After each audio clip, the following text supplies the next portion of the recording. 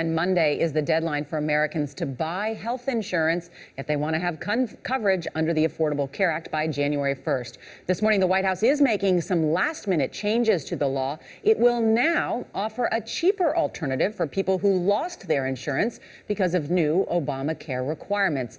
Bill Plante is at the White House. Bill, good morning. So why this change?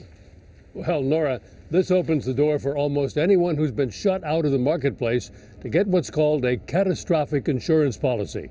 That's the kind originally meant for healthy younger people under the age of 30.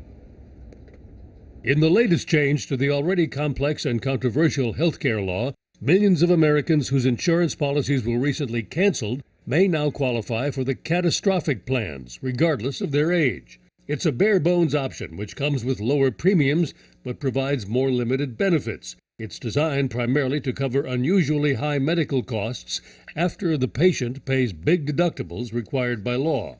In a letter to the 6 moderate senators who pushed for the relaxed rule, Health and Human Services Secretary Kathleen Sebelius called the option the smoothest transition possible for Americans whose plans were canceled for failing to meet Obamacare's requirements.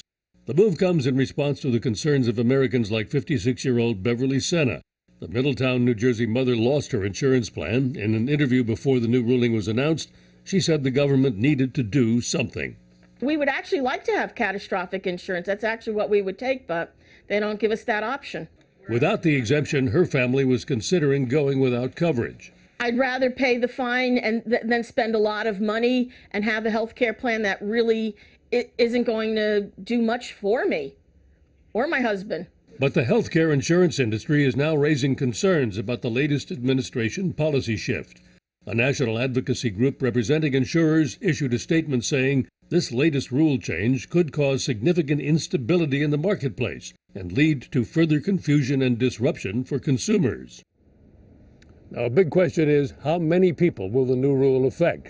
The administration says fewer than 500,000 people who lost their coverage and still need to sign up for another plan. Insurers fear that it could mean millions more, and there's a lot of upset about what the administration has done at the last minute.